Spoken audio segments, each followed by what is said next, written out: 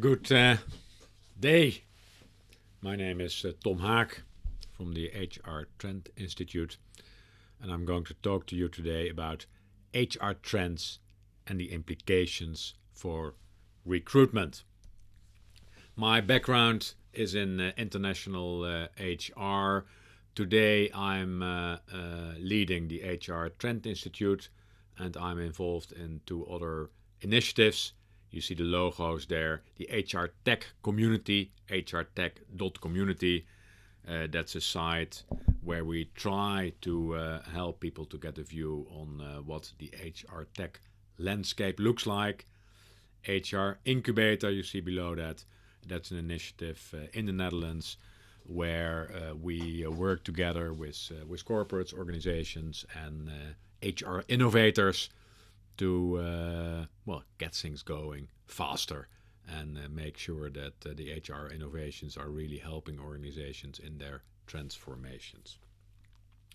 What I would like to do today is cover 12 trend areas and discuss with you what those trends have as implications for recruitment. And it could be 14, it could be 10, but I choose 12 trend areas to cover with you. Number one is overall a very important trend. It's a mega trend, it's going on for a long time. That's the move, you could say, from a collective approach to an approach where you deal with segments to a real individual approach. And the reality is today most organizations, they work with what you could say segments. There's not many that in the HR domain have really been able to deal with individuals and individual wishes, needs, and capabilities. What comes with, you could say, the collective approach is things like job profiles. And we say this is what we need, and we are looking for people who fit in that. This is our assumption what is good for people in the organization. With the segments today, there's a lot of talk about personas. Basically, personas are segments, but with a real, more marketing type of description of the segments.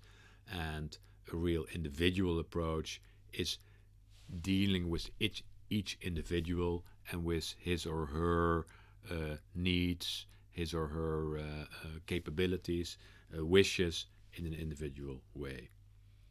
On the personas, you have seen persona. This is a persona I made of taking myself as an example. Say Techie Tom, and what are the characteristics of that segment?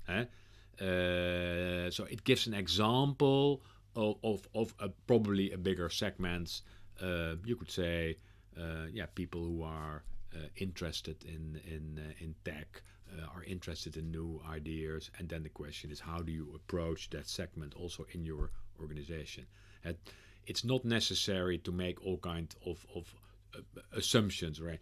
The older people or the younger people or the high potentials, really most of the background of the personas of the segment should be based on real facts and data. And then this is a chart I got from a German consultancy organization, TI People. But basically, when you design the employee experience, you take the different personas as a starting point. So you might have in your organization 5, 6 personas as a typical representation of a segment. And then you say, what does the employee journey of that persona look like? How do we want to design it? What does he or she expect at what in the different phases in the employee journey? This is a very powerful approach, combining personas and the employee journey. And I pictured it here in a different way. You see here 3 to n personas.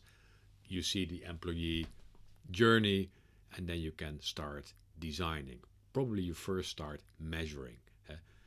What do the personas expect, and how do they experience the different phases in the employee journey today? So that was trend number one, from collective to a segmented approach to, and that's really something a lot of organizations are working on today. How can we get a more individual approach also in the area of recruitment? And I will come back to that.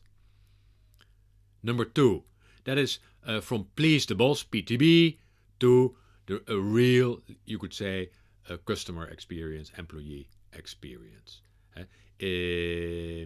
Also in recruitment, often the starting point was in the past the organization, you could say the boss. We need this.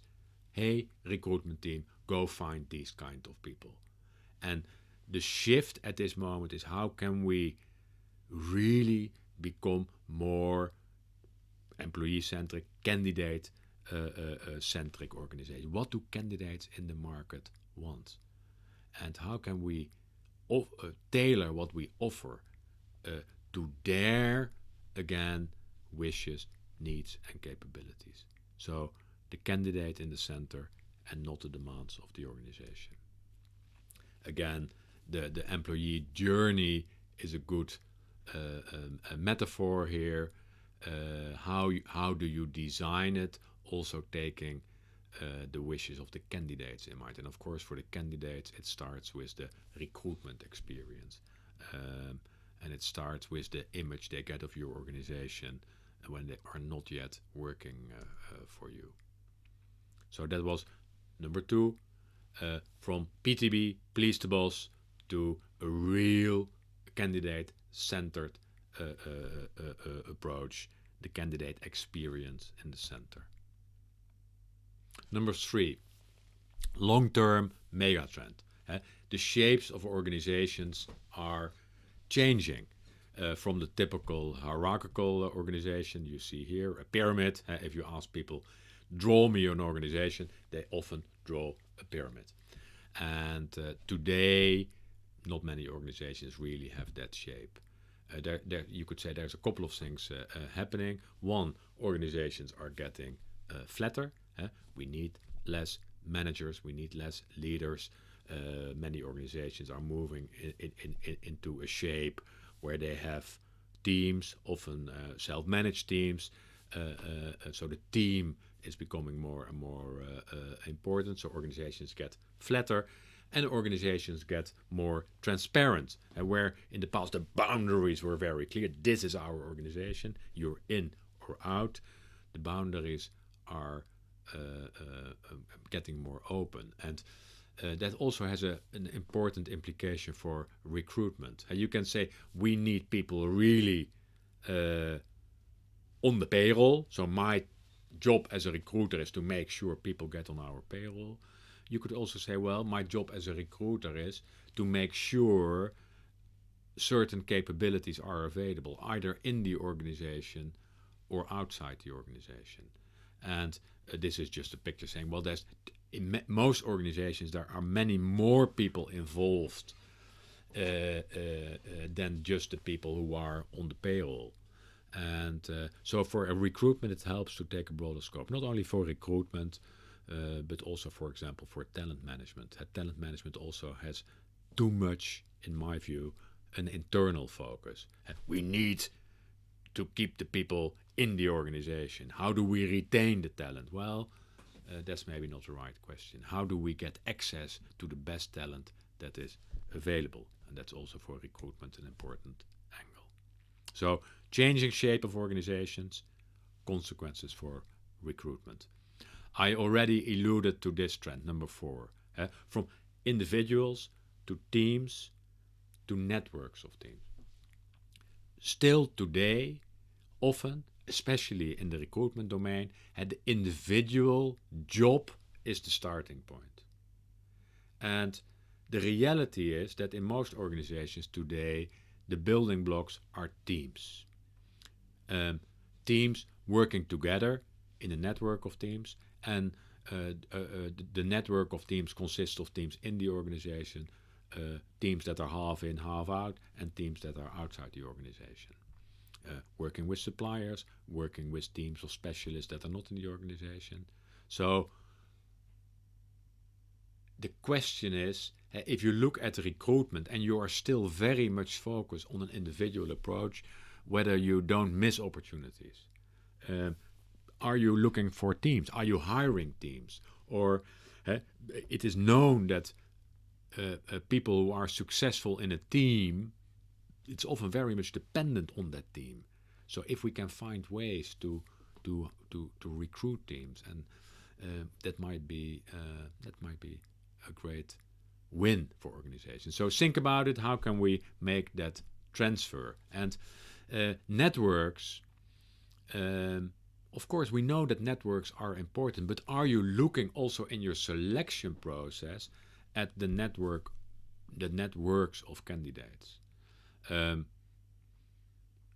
You don't only hire a person, but you hire a person with his or her network around it. Has someone with a strong network who enters your organization can often bring a lot more faster than someone with a rather weak network. If you can map it, this is an old picture from LinkedIn. It's unfortunately, I've said it before, no longer possible. But this is just my network at a certain moment in time. But it gives you a picture.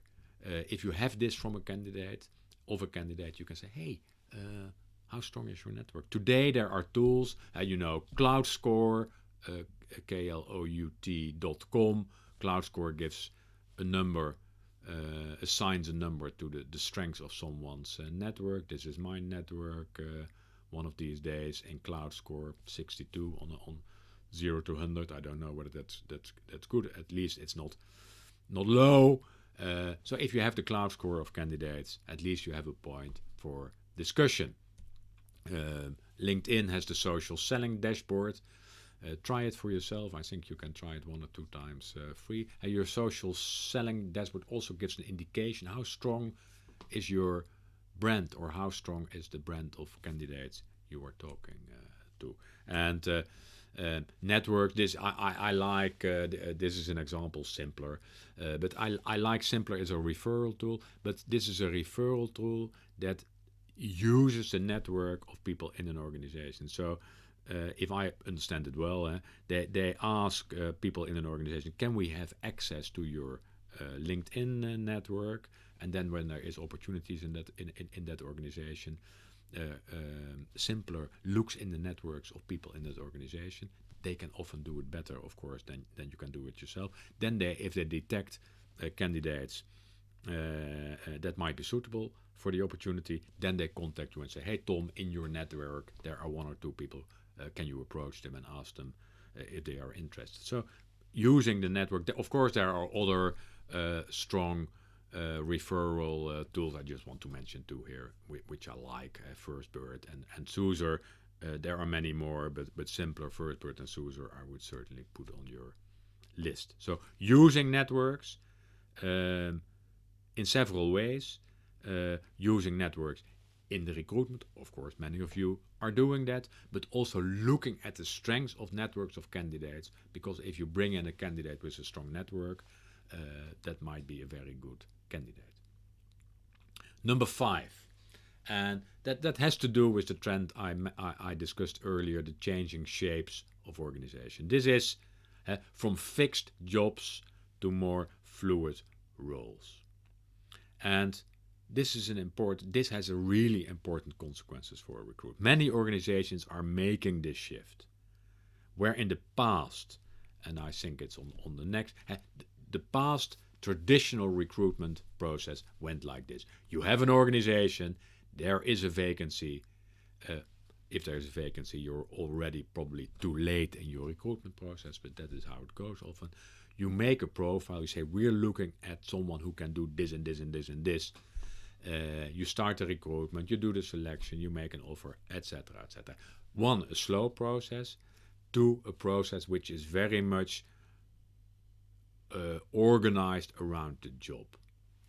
And if you look today, many organizations, they have teams, they have a pool of capabilities, and later on I will show you a picture. And they are making a team using the capabilities of people that are available inside or outside the organization.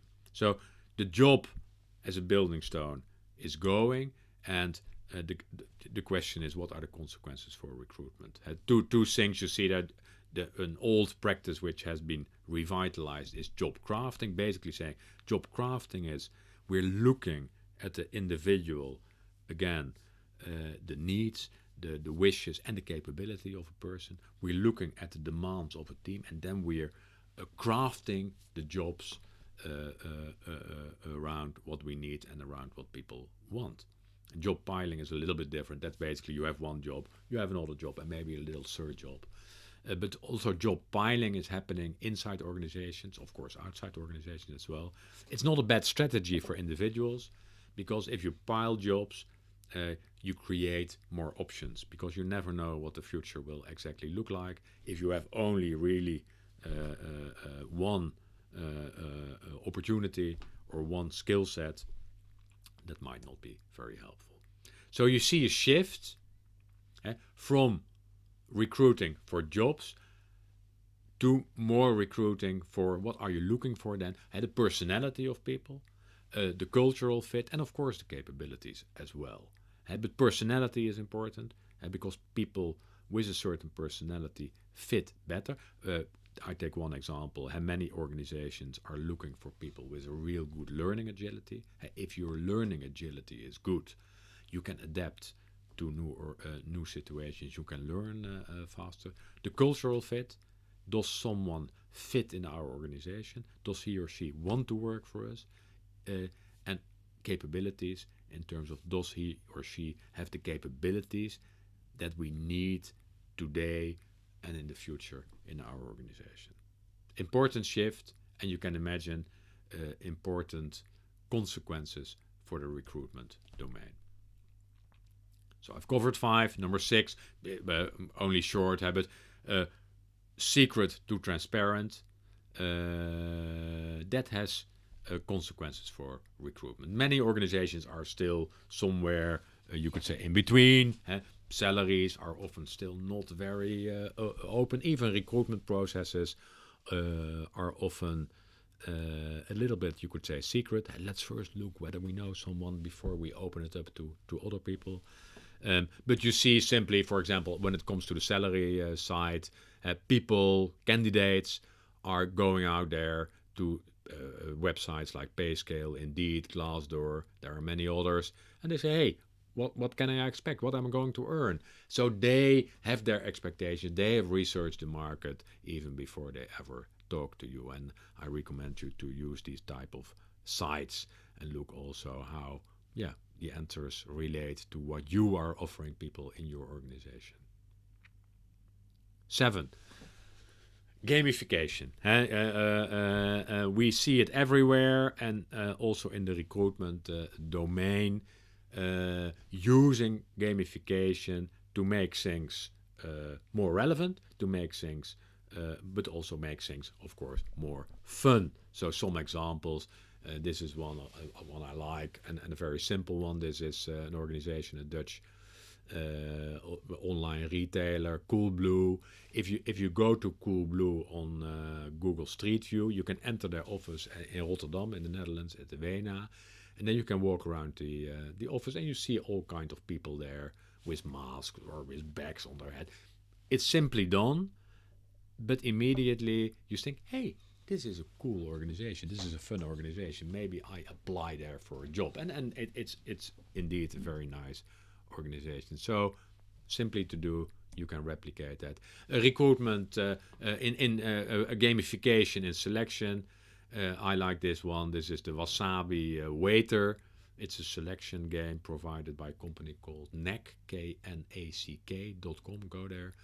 And you are a Wasabi waiter. The customers come in. They have a certain expression on their face. You have to predict what type of food they want. You have to look at the available food. So you play this for about 15 minutes, and an organization get a quite good view on your conceptual, intellectual capabilities.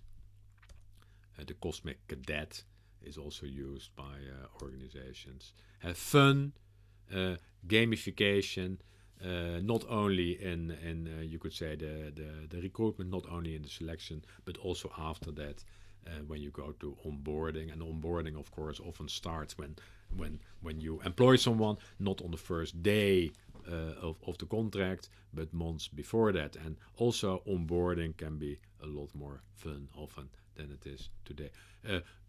Gamification also in again, you could say branding or part of the recruitment process. Can you give people with augmented or virtual reality, you can give them an expression, for example, of the office where they're coming to work, of the team where they're working, of the job they're going to do. So you see many organizations experimenting with this, making the whole recruitment and selection and onboarding process a lot more fun. And of course that goes on when people are really on the job. So let's make things more fun. And number 8, purpose. We know that long-term trend, more and more people are looking for jobs, are looking for organizations that are really, you could say, changing the world. People want to work for organizations that are changing the world. It's not easy for all organizations, but it is something to take into account also in the recruitment process. And this is a recent list of Fortune. I think it's called a Change the World list. And you see the top 10 companies on that Change the World list of 2017. JP Morgan Chase on number 1, but DSM, a nice Dutch company, at least a Dutch multinational, on number 2. Very important for organizations to be on these type of lists, because candidates are looking there saying, hey, DSM. And you see DSM, I took a shot on their from their website, working for DSM. Working for DSM means doing something meaningful, contributing to a better world. It's easy said, but if you can make it true, it really has consequences for the candidates you can attract to your organization. That was number 8, purpose. I'm going to number 9.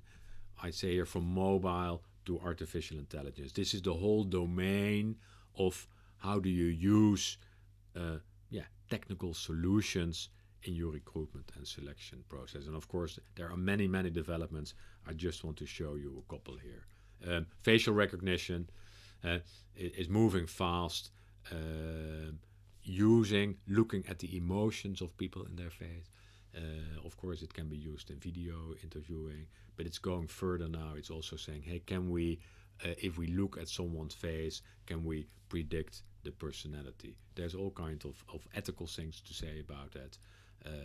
But it's there, it's developed, and so you can be sure it's going to be used.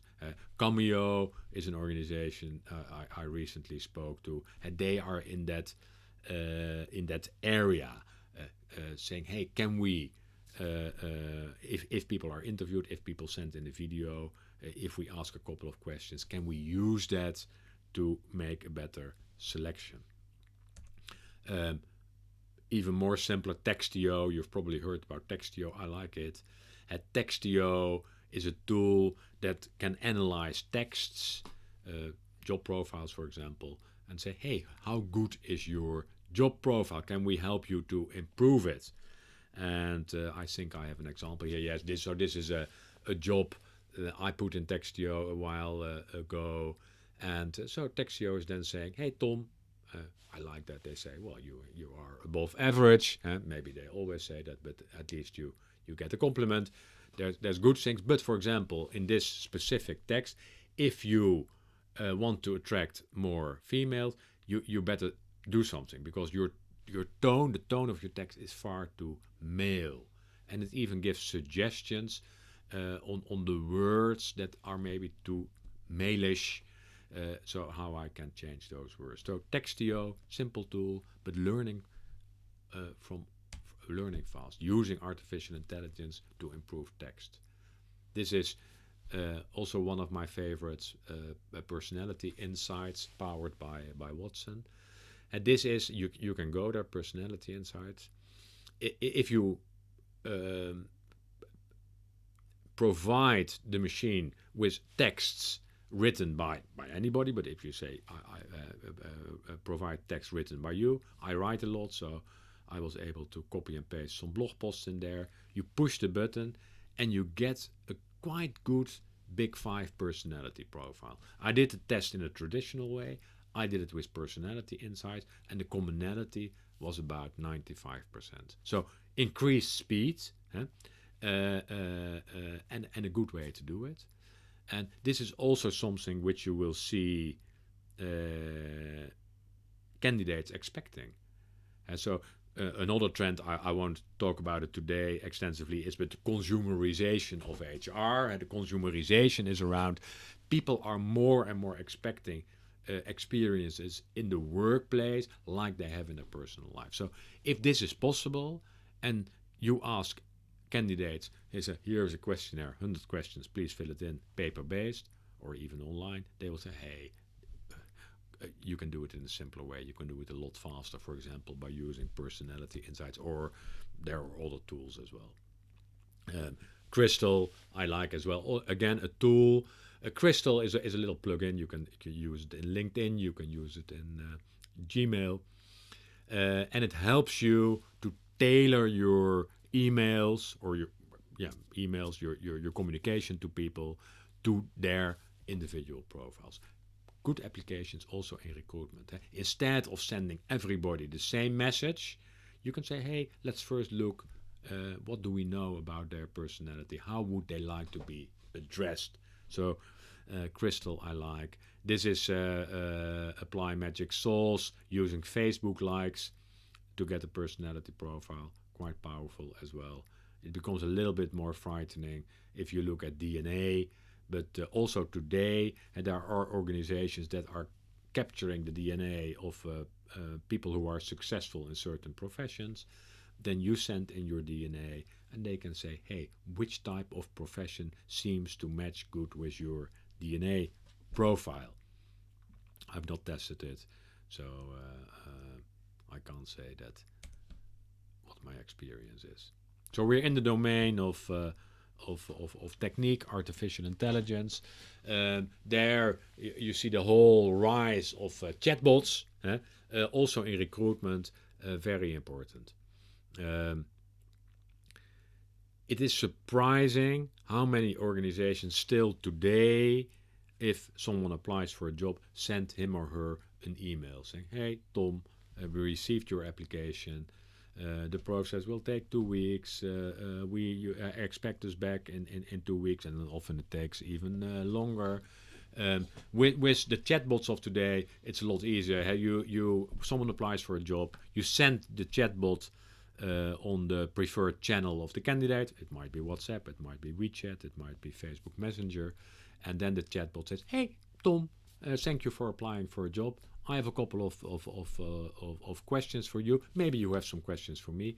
And I would, by the way, I'm available 24/7 if you have any questions about the process, if you have any additional things." So powerful solutions, and there are different providers that can help you to design those recruitment chatbots. Well, these are some of mine. These are not all recruitment. This is Captain Feedback. That's a plugin in Slack you can use to get feedback. This is Obi. Obi can find all the information you want everywhere. There's a couple of more. This is Polly. Well, you see many of the chatbots also have a persona these days. Powerful tools in recruitment. Use the chatbots. Number 10, and that's no news for you, and that's the increasing speed.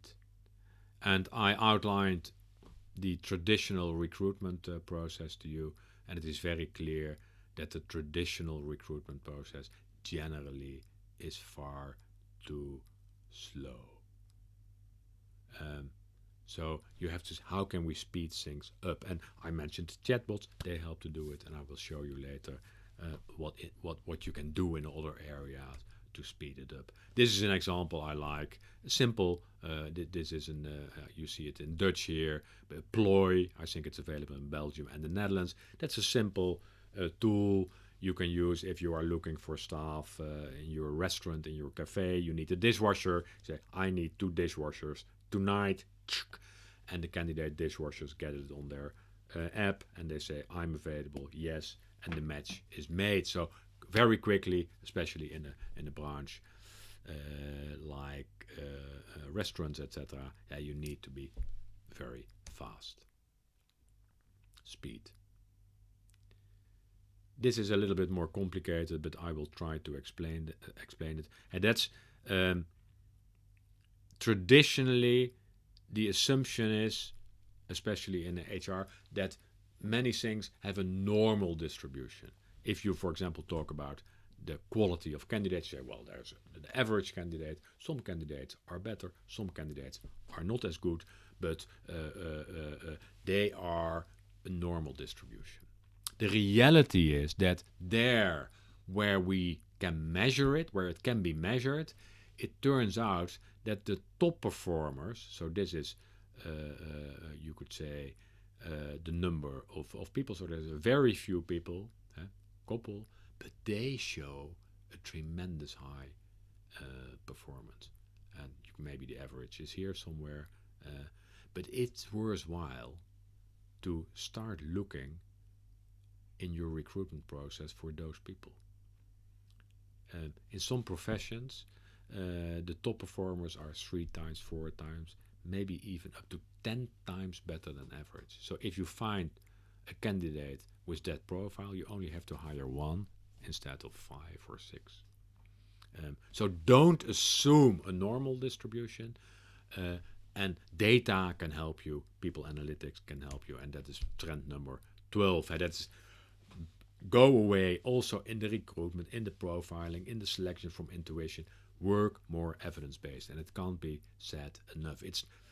It's remarkable how still today many of the findings, scientific findings, are not used in the recruitment and selection domain. And today, with the data crunching capabilities, we can work a lot more evidence-based, easier than in the past. But it's not only a matter of data crunching, it's also a matter of using scientific evidence. I've said it a couple of times before. It has been proven that the traditional selection interview is not a very reliable selection instrument. Still today, many organizations use that as their main selection instrument. Why? There's many more ways to do it, more structured, and you get a higher quality candidate. So, and there are organizations here. I show Cruncher. I'm a fan of Cruncher, but Cruncher can help you, for example, to find out what are the preferences of people outside and inside the organization, and how can you match those preferences with the available opportunities in an organization. So what they do, I simplified it here, but you can imagine in these balls there are aspects of a job. For example, they provide you with a bicycle at work, you have a good boss, and then what you have to do is say the most important one here, the least important one there. It takes probably 5 minutes to drag and drop the different aspects in this triangle. You analyze the data and you can see what individuals want and need, but also try to create groups back to the personas and say, well, here's a group of people with similar requirements and needs, and how can we tailor the offering to what people are expecting. cruncherapps.com. In the measuring, you see the measuring.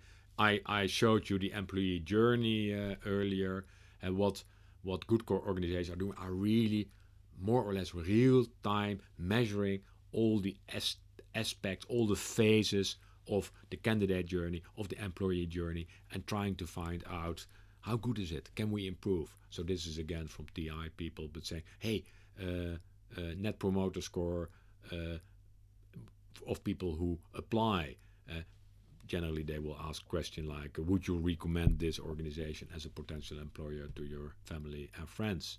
1, 2, 3, 4, 5, 6, 8, 9, 10, whatever. So constant measuring, providing, looking at your dashboard, saying, hey, there's something going wrong in this phase of the candidate experience. I'm coming to my last two pictures, kind of, you could say, summarizing many of the things I said in this presentation. So this is, in my view, the typical recruitment and selection process as it could be, as in some organization it already is. So I'll take you through it very quickly. Number one is what are we looking for? And there you use data. You know from your people data, you have been looking at, hey, what are the characteristics of people who are successful in these type of jobs, in these type of assignments. And you don't have to look at the couple, you can look at all the people in that domain. And so you really know what are the typical characteristics I should be looking for. It's not only capabilities, but also personality and maybe some other characteristics as well. Then you say to the machine, hey machine, go to the candidate pool and find me similar type of candidates. So the machine goes out, makes a long list. Well, I found candidates that have similar type of characteristics. Then 3, you send out a chatbot. Chatbot goes to the long list and says, hey, hello, my name is Tom the chatbot. Are you interested in an opportunity in company X? Are you available? And if people say no, you say, well, maybe I will come back in a year's time and ask you again, can I do that? If people say yes, you ask them some additional questions like when are you available? What are your typical interests? In what region and what country would you like to work? So the chatbot makes the long list somewhat shorter. Then people 4, the diminished, the long list, not the short list yet, but the diminished long list is invited for some online test assessments, all in a positive way. And the advantage of both the chatbots and the online testing is it can be available 24/7, so you speed up the process, back to the speed element. Then after step 4, you have a real list of people who are who fit in the profile, but also who are interested in the opportunity, and then you can invite them for additional interviews, of course, to get to know the organization, etc., etc. And you onboard them, they start working, they develop themselves, and you track the performance of the people, and you adapt your profile where necessary. And you can check, hey, we predicted that this would be an excellent candidate. Our prediction was not totally right. Is there reason to adapt the profile? And you continue the process. In the meantime, your whole employer branding, community management is keeping the pool, is increasing the awareness of the pool. And that's a whole other area. But if you go look today, this is already today possible. Of course, not many organizations today are using all the opportunities of the full cycle. The advantages are it's faster, it's more reliable, it's more data driven, and it's a learning system. It gets better all the time. And in the different chapters, there are all kinds of tools that can help you to do this. The last picture is I try to picture, maybe it's not perfect yet, but saying how does it work in organizations these days? You see the organization, the boundaries are becoming, as I said, more blurring, not as solid as in the past. The organization consists of teams. These are all teams of 6, of course. They can be larger, they can be smaller. Teams are working together in a network of teams. Some teams have people inside and outside the organization. Some teams might even be totally outside the organization. I didn't draw that here. The teams need certain capabilities. So you are building a team here. You say, what type of capabilities do we need? And you have pools of people. Some people can be more pools. Of course, the capabilities that are really critical and in the center of your organization, you want to have in-house. So these are capabilities 1, 2, 3. Say we want to have them in-house and we need them a lot. So when we look at those pools, we can find people all the time. Some pools might be half. Say, well, we have some people in-house, but if we need more, we can find them external. Some capabilities you won't be. You won't have in your organization because either it's not possible. In some specialist areas, for example, people don't want to be on the payroll of organizations. Well, if you have nice jobs for me, come to me.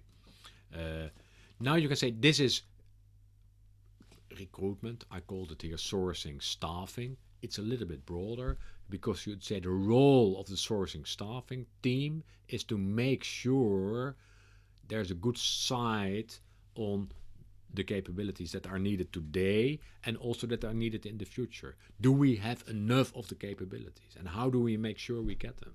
And it's not only internal, but in my view, the sourcing capability people should look at the totality because that's when it's important. Can we quickly make teams and this is a complicated process because it's not often people will be in different pools. So someone has capabilities in this pool, someone has other capabilities in that pool. In this team, his capabilities or her capabilities might be used. Here, other ones. So it's changing, it's fluid, but this creates opportunities.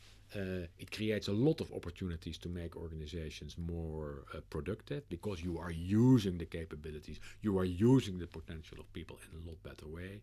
It enriches the task and the job of I say sourcers, staffers, recruiters. But you can see many questions here. How do we pay people? How do we run this process? Super interesting with big opportunities for HR to create its impact. So I made a little checklist for you. Here are the 12 trends I covered. You can say, well, how big are the implications for recruitment? You can rate that for yourself. My feeling is that all the trends have relatively high consequences for the recruitment area. So, and those consequences can be super positive, but look at it, look at your recruitment process, also look at your recruiters, and are you able to use the trends to make your organization a lot better. So, thank you for listening. I tried to cover many things maybe in a short while. I write about it, I talk about it, so you can find more information on our website, the hrtrendinstitute.com. I'm active on Twitter. There's a nice Flipboard magazine, The Future of HR, for those of you who don't read but only watch pictures. There is the Pinterest pages, so many more opportunities. Thank you. Always interesting to hear your reaction, to learn more, and I hope to see you again soon. Bye-bye.